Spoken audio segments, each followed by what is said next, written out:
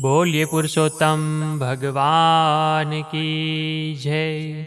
श्री विष्णु ભગવાન કી જય। તો મિત્રો, સ્વાગત છે આપનું આપણી યુટ્યુબ ચેનલ ભક્તિ કીર્તન સંગ્રહમાં। મિત્રો, આજના આ વિડીયોમાં આપણે પુરુષોત્તમ માસ મહાત્મ્ય કથાનો 21મો અધ્યાય સાંભળીશું કે જેનું નામ છે પુરુષોત્તમ માસની પૂજન વિધિ। આ અધ્યાયમાં ભગવાન શ્રી સ્વયં આપણને પુરુષોત્તમ માસની પૂજન વિધિ વિશે સમજાવે છે।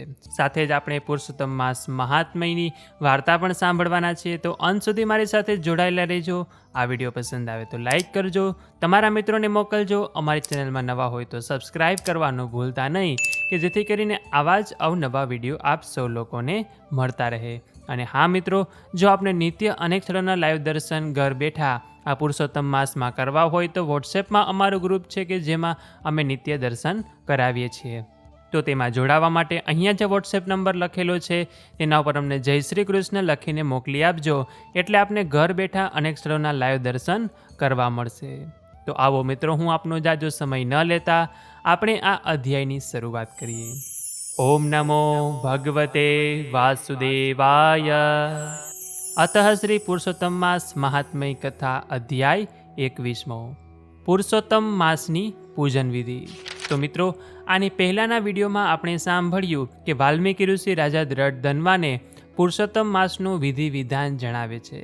તો હવે આ પુરુષોત્તમ માસમાં ભગવાનની પૂજા વિધિ કેવી રીતે કરવી તેની કથા કહેતા સૂત પુરાણી કહે છે કે હે મુનિ શ્રેષ્ઠો, પુરુષોત્તમ માસની વ્રત વિધિ બતાવ્યા પછી ભગવાન પુરુષોત્તમની પૂજન વિધિ કેવી રીતે કરવી તે હું તમને જણાવું છું। પુરુષોત્તમ માસની પૂજન વિધિ માટે કોઈ પણ ધાતુ અથવા માટીની જે મૂર્તિ હોય તે મૂર્તિને અગ્નિમાં તપાવી તેમાં પ્રાણ પ્રતિષ્ઠા કરવાથી તે શ્રી રાધાકૃષ્ણની સજીવ મૂર્તિ બની જાય છે। પૂજકે પોતાનો જમણો હાથ મૂર્તિના બંને ગાલ પર પ્રસારી ભગવાન પુરુષોત્તમની તેમાં પ્રાણ પ્રતિષ્ઠા કરવી। પ્રાણ પ્રતિષ્ઠા કર્યા પછી ભગવાન પુરુષોત્તમના ધ્યાનમાં મગ્ન બનવું। પછી તન અને મન પવિત્ર રાખી 1650થી પૂજન કરવું। બે હાથ ભેગા કરી મસ્તક નમાવી ભગવાનને વિનંતી કરવી કે હે પ્રભુ, મારા તરફના પૂજનનો સ્વીકાર કરો। આ પ્રમાણે ભગવાનને વિનંતી કરી મૂર્તિને આસન આપી તેની પાસે જળ મૂકી તેને અર્ધ્ય આપી વિનંતી કરવી, હે પ્રભુ, મેં આપની સામે જે કળશ મૂક્યો છે તે કળશમાં રહેલા ગંગાજળનું આચમન કરો। આ પ્રમાણે મંત્રોચ્ચાર કરી આચમન આપી ભગવાનની સહાયતા માગવી, હે પ્રભુ, તમારી સહાયથી મારા મનની આકાંક્ષા પૂર્ણ થાવ। પછી પંચામૃતે મૂર્તિને સ્નાન કરાવી સ્વચ્છ જળ વડે બીજું સ્નાન કરાવી પીતાંબર પહેરાવી જનોય અર્પી લલાટે ચંદન કરી કેસર વર્ણા અક્ષત ચઢાવવા। સુગંધી ફૂલોની માળા પહેરાવી થોડા ફૂલો હાથમાં રાખી આંખો બંધ કરી મંત્રોચ્ચાર કરવો। નંદકુમારને હું વંદન કરું છું, આ પ્રમાણે બોલી પોતાની પાસેના ફૂલો મૂર્તિના ચરણો પર અર્પણ કરવા। મૂર્તિ પાસે ધૂપ તથા ઘીનો દીવો કરવો, નૈવેદ્ય ધરાવવાનો। નૈવેદ્ય અગાઉ જળનું આચમન કરવું। પછી ભોજન પૂરું કરાવી પીવા માટે પાણી ફેરવવા માંડવું અને વિનંતી કરવી કે હે પ્રભુ, મેં ધરેલ તે પ્રસાદ નૈવેદ્યના ફળ સ્વીકારી ભવોભવ હું તેનું ઉત્તમ ફળ મેળવવા પામું એવા આશીર્વાદ મને આપો। ભગવાનને નૈવેદ્ય ધર્યા પછી કપૂર કસ્તુરીથી સુગંધિત બનેલી સોપારીવાળું તાંબુલ પાનનું બીડું મૂર્તિ પાસે ધરવું અને બ્રાહ્મણ માટે યોગ્ય દક્ષિણા મૂકવી। પછી આરતી ઉતારવી, પ્રદક્ષિણા કરવી, ફૂલો ચઢાવી બે હાથ ભેગા કરી નમસ્કાર કરવા। આખો માસ 8 પ્રહર ઘીનો દીવો પ્રગટ રાખવો। આ રીતે ભગવાન પુરુષોત્તમનું ભક્તિભાવથી પૂજન કરનાર આ લોકમાં અનેક પ્રકારના સુખ ભોગવી પ્રભુના પરમધામ વૈકુંઠમાં જાય છે। તો આ રીતે શ્રી બ્રહ્મનારાયણ પુરાણના પુરુષોત્તમ મહાત્મ્યનો પુરુષોત્તમ ભગવાનની પૂજન વિધિ નામનો 21મો અધ્યાય અહીં સંપૂર્ણ થાય છે। તો બોલીએ શ્રી પુરુષોત્તમ ભગવાન કી જય। શ્રી વિષ્ણુ ભગવાન કી જય।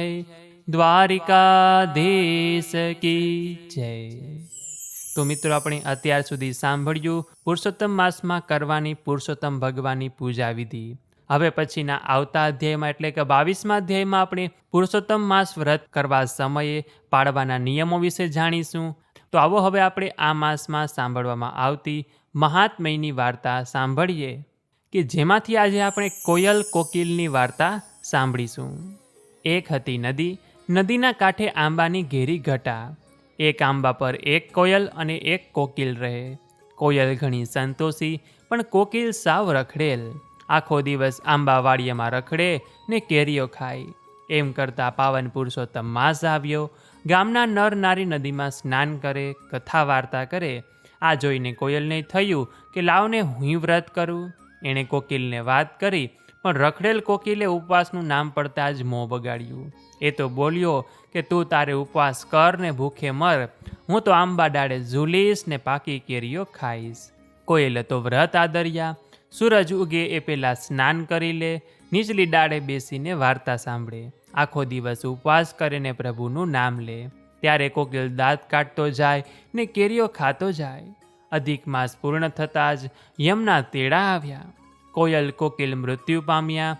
વ્રતના પ્રભાવે કોયલ રાજાની કુંવરી તરીકે જન્મી અને કોકિલ રાજાના બકરા તરીકે જન્મ્યો. દિવસો રાત વીતતા જાય.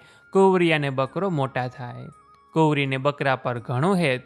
બકરાને રમાડે, જમાડે, નવરાવે, ધોવડાવે, રાતે પોતાના ખંડમાં જ સુવડાવે.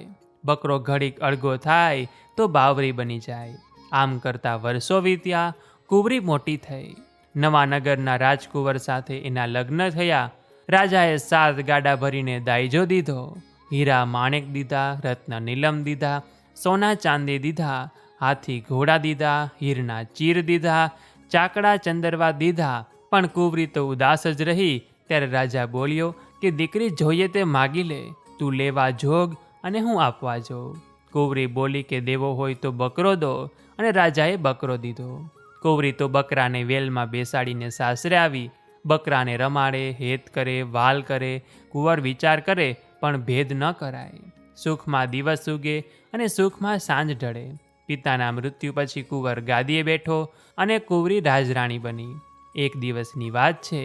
અમૃત માસના પ્રથમ દિવસે કુંવરી પતિ સાથે નદીએ નાહવા ગઈ. નાહીને પાછી આવી ત્યારે બકરાને વાચા ફૂટી. એ બોલ્યો, તમે નમ્યા, અમે રમ્યા જમ્યા. બોલો કોયલબાઈ, ઈચ્છાવર પામ્યા. આ શબ્દો સાંભળતા જ કુંવરીને પોતાના પૂર્વજન્મની વાત યાદ આવી અને બોલી, ફટ રે ભૂંડા, ફટ ખા ઉધરા, તે તજ્યો અમૃત માસ. તમે ડાળે ઝૂલ્યા, કેરીઓ જમ્યા, અમે પામ્યા રાણીવાસ. કુંવરીની પાછળ આવતા પતિએ આ શબ્દો સાંભળ્યા અને એના અચરજનો પાર ન રહ્યો. બીજા દિવસે દરબારમાં જઈને આ શબ્દો બોલ્યો અને કહ્યું કે આનો ભેદ શોધી લાવો. દરબારમાં એક નાની બ્રાહ્મણ હતો. એણે રાજાને કુંવરીના પૂર્વજન્મની વાત જણાવી અને પછી કહ્યું, જો તમે અનરાણી 5 ઉપવાસનું ફળ એ બકરાને આપો તો બકરાનો મોક્ષ થાય. રાજા રાણીએ 5 ઉપવાસ કર્યા પછી હાથમાં જળ લઈ સંકલ્પ કરીને ઉપવાસનું ફળ બકરાને આપ્યું. તત્કાળ બકરાનો દેહ પડી ગયો અને એમાંથી એક દિવ્ય પુરુષ પ્રગટ થયો. સ્વર્ગેથી વિમાન આવ્યું અને એ દિવ્ય પુરુષ વિમાને ચઢીને ધામમાં ગયો. હે પુરુષોત્તમ રાય, તમે જેવા કોયલને ફળ્યા એવા ભાવથી તમારું આ વ્રત કરનાર, વ્રત કથા સાંભળનાર, વાંચનાર, વિડીયો જોનાર, સાંભળનાર સૌ કોઈને ફળજો એવી જ મારી તમને પ્રાર્થના છે. તો બોલીએ શ્રી પુરુષોત્તમ ભગવાન કી જય. શ્રી વિષ્ણુ ભગવાન કી જય. દ્વારિકાધીશ કી જય.